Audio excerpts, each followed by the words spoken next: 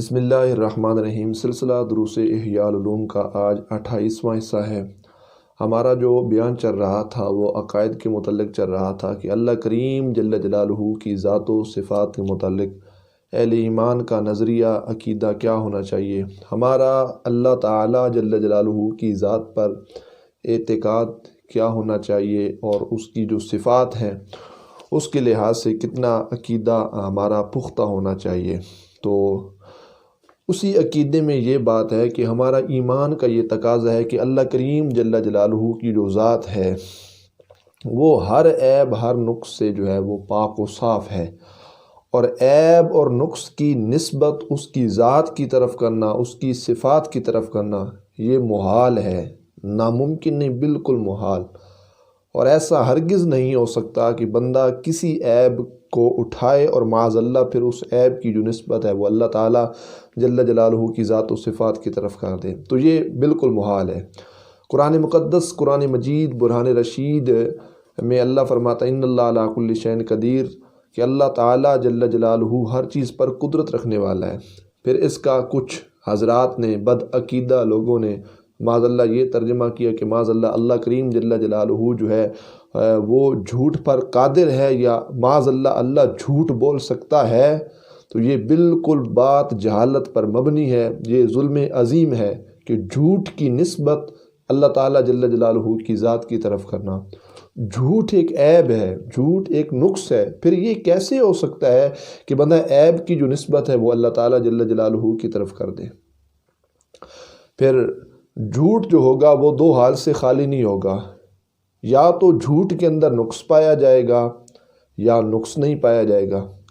اگر جھوٹ کے اندر نقص ہے تو پھر اتفاقیہ طور پہ جھوٹ کی نسبت اللہ تعالیٰ جل جلالہ کی ذات کی طرف ہم نہیں کر سکتے، کیونکہ ہر وہ چیز جس کے اندر نقص ہو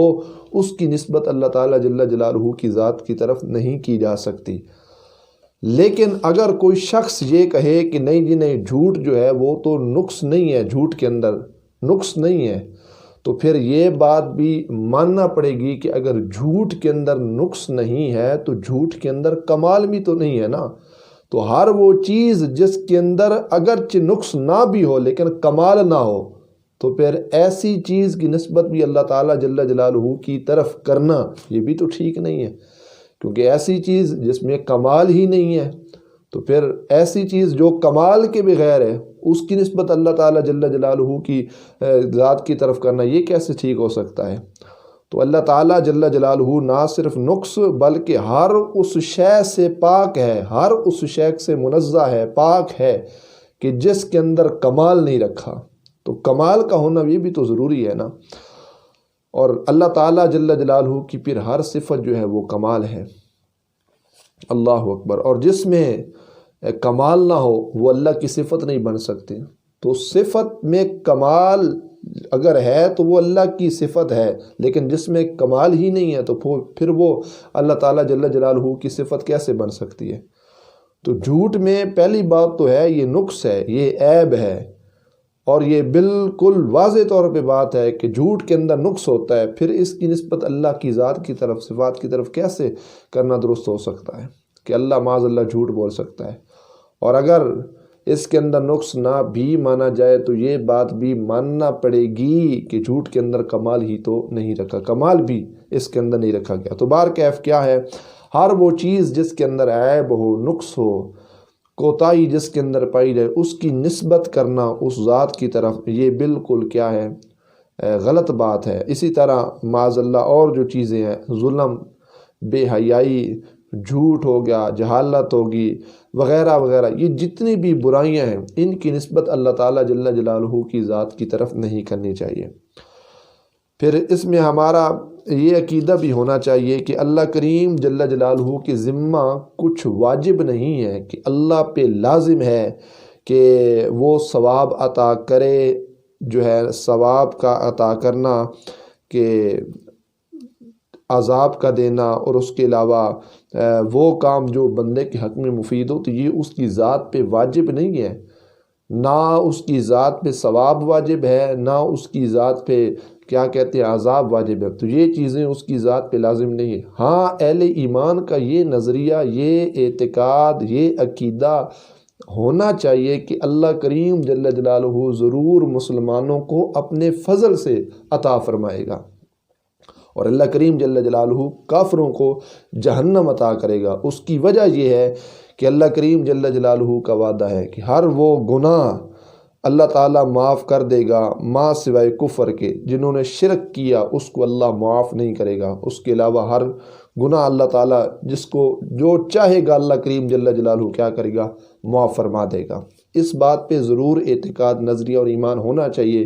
کہ ہم جو ٹوٹے پھوٹے سجدے کرتے ہیں اللہ اپنے فضل سے کیا کرے گا، ہمیں جنت عطا فرمائے گا،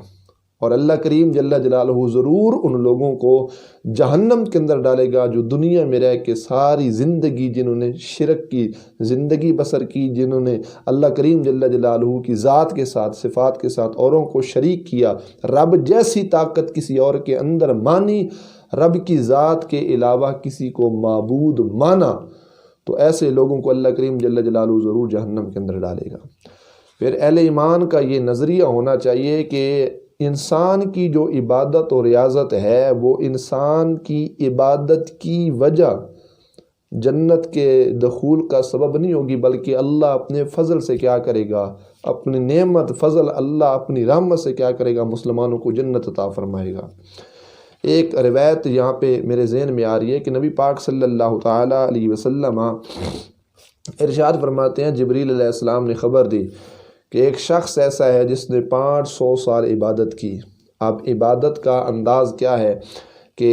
ایک چٹان جہاں پہ نیچے پانی بہہ رہا تھا وہاں سے انار کو اٹھاتا کھا لیتا، اس نے اپنی پیشانی اللہ کریم جل جلالہ کی بارگاہ میں رکھی،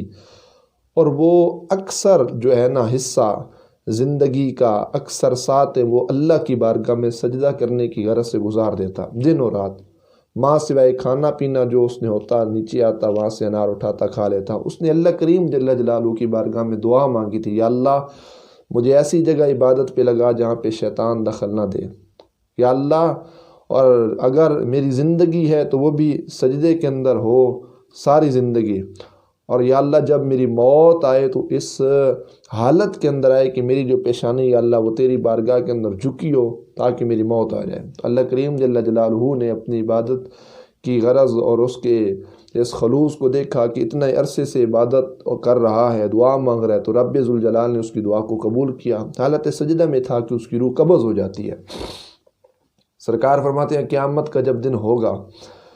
اللہ کریم جل جلالہ کی بارگاہ میں وہ بندہ پیش کیا جائے گا،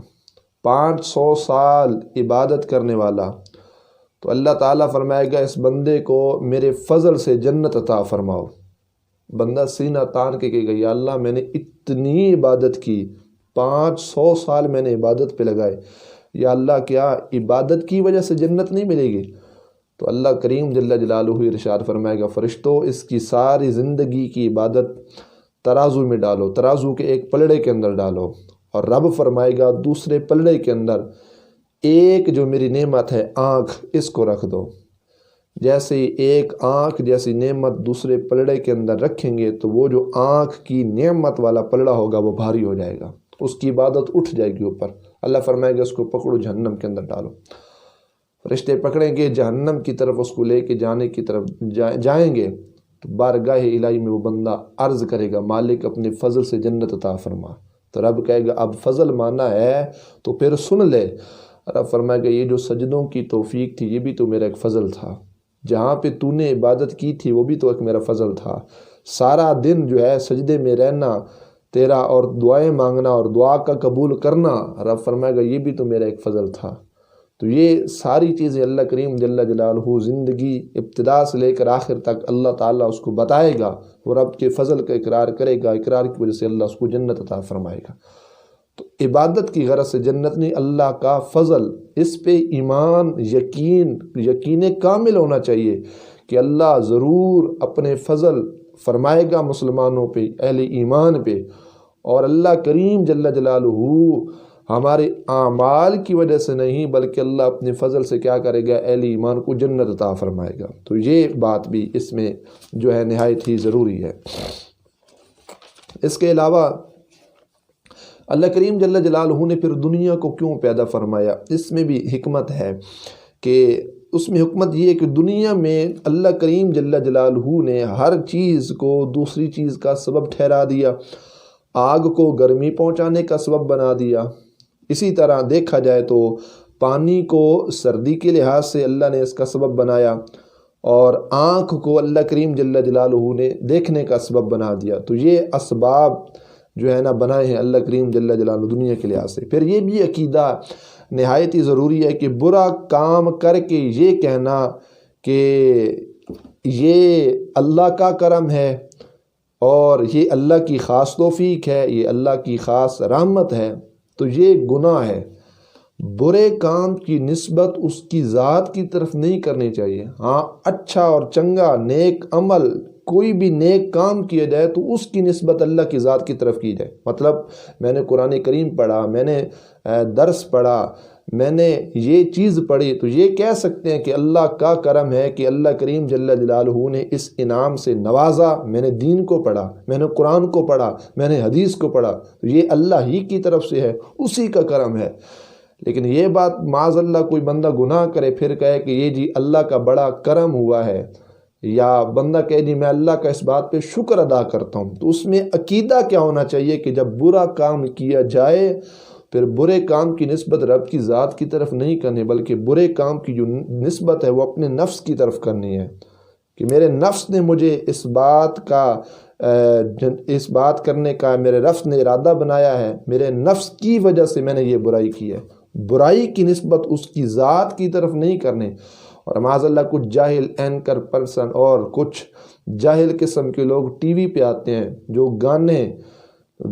گانے والے اور جو ڈرامے بنانے والی، جو فلمیں بنانے والے اور والیاں، عورتیں ہوں یا مرد ہوں، گانا گا کے پھر مرد عورت یا فلمیں بنا کے یا ڈرامہ بنا کے مرد عورت، جنہوں نے ساری زندگی کا اکثر حصہ جنہوں نے بے حیائی عریانی فحاشی کے اندر گزارا،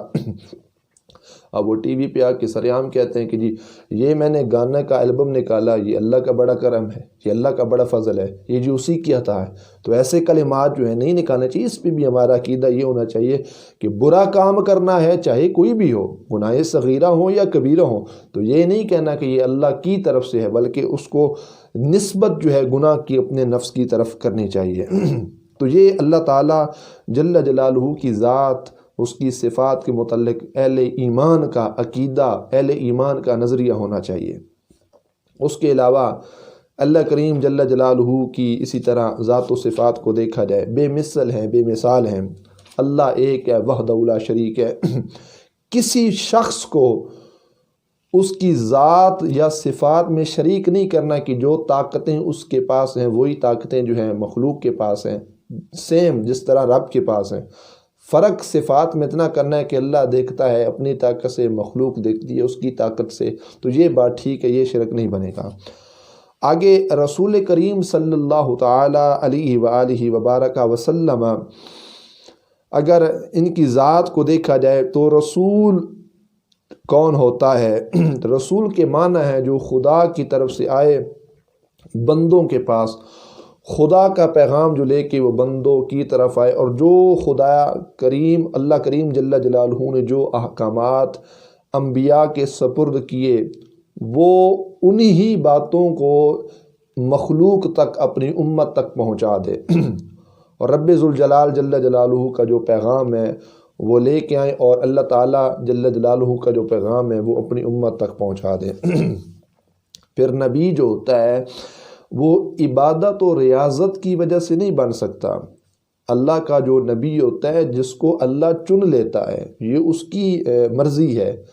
جس پر اللہ اپنا خصوصی اخص الخاص کرم و فضل فرماتا ہے، اللہ جسے چنتا ہے اس سے مقام نبوت عطا فرما دیتا ہے۔ تو اس میں یہ بات ضروری نہیں ہے۔ پھر نبی میں یہ بات ہے کہ نبی جو ہوتے ہیں وہ سب مرد ہوتے ہیں۔ آگے کہتے ہیں کہ جن نبی نہیں ہو سکتا، نہ عورت نبی ہو سکتی ہے۔ عورت چاہے جتنی مرضی عبادت ریاضت کرنے والی ہی کیوں نہ ہو، وہ نبی نہیں ہوتی، ولیہ ضرور ہو سکتی ہے، کاملہ، اکملہ، ساجدہ،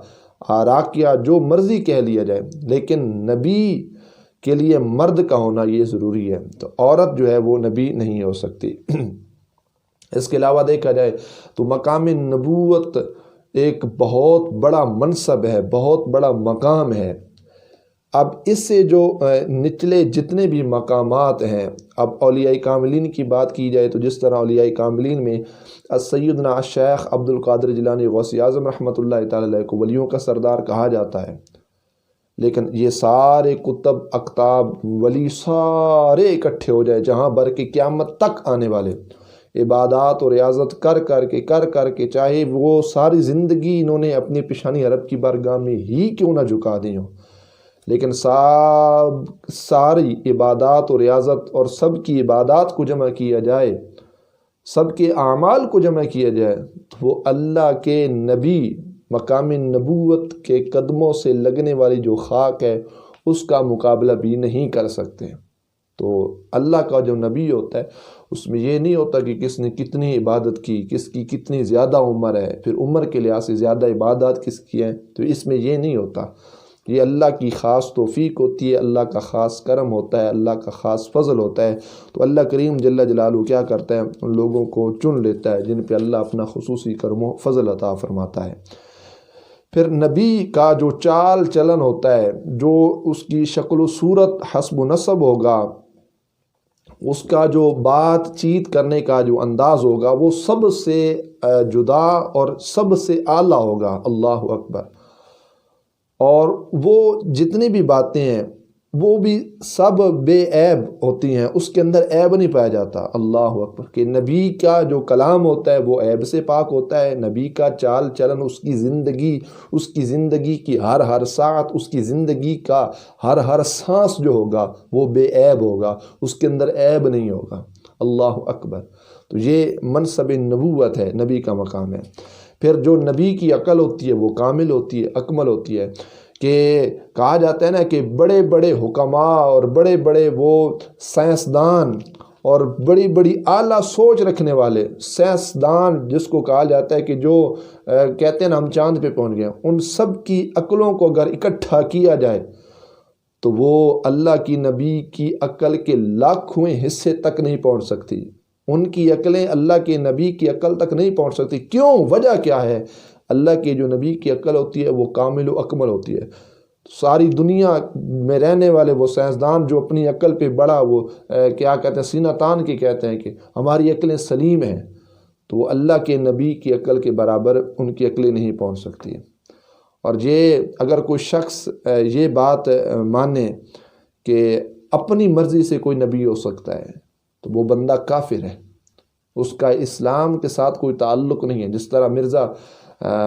قادیانی خبیث لعین شخص نے نبوت کا دعویٰ کیا تو وہ اسلام سے خارج ہو گیا، وہ کافر ہو گیا، ان کے ساتھ ہمارا کوئی تعلق نہیں ہے کسی لحاظ سے۔ ہم ان کی مجالس و محافل کو، ہم ان کی خوشی غمی کسی محفل کو اٹینڈ نہیں کر سکتے، ان کی صحبت کو اختیار نہیں کر سکتے۔ تو منصب نبوت اللہ کی عطا ہوتی ہے، اس میں بندے کی مرضی نہیں چلتی کہ بندہ کہہ لے کہ میں اللہ کا نبی ہوں، یا بندہ بندے کو چن لے، بندہ بندے کو پسند کر لے، یا ایک بندہ زید عمر کو کہہ دے کہ تو نبی ہے، عمر زید کو کہہ دے کہ تو نبی ہے۔ تو یہ بات ممکن نہیں ہے، یہ محال ہے۔ منصب نبوت اور نبی کا بنانا یہ اللہ کی عطا ہے، اللہ کا فضل ہے، اور اس میں جو لوگوں میں سے اللہ کسی کو چنتا ہے نبوت کے لحاظ سے تو وہ صرف رب ذوالجلال جل جلالہ کی ذات ہے کہ اللہ ہی چنتا ہے، بندہ کسی بندے کو چن کے نبی نہیں بنا سکتا، نہ بن سکتا ہے۔ پھر نبی کے بارے میں جو عقیدہ ہے وہ یہ ہے کہ تمام انبیاء کرام علیہم السلام وہ معصوم ہیں گناہ صغیرہ سے، گناہ کبیرہ کے، کبیرہ گناہ ہو یا صغیرہ گناہ ہو، یہ اللہ کے انبیاء کے قریب نہیں آ سکتے، ان سے یہ معصوم ہوتے ہیں۔ اسی طرح اللہ کے بعد ملائکہ، فرشتے، یہ بھی معصوم عن الخطا ہوتے ہیں۔ اچھا، اب اس سے ہٹ کے دیکھا جائے تو انبیاء اور ملائکہ کے علاوہ باقی جتنی بھی ہستیاں ہیں وہ محفوظ ہیں، محفوظ عن الخطا ہیں،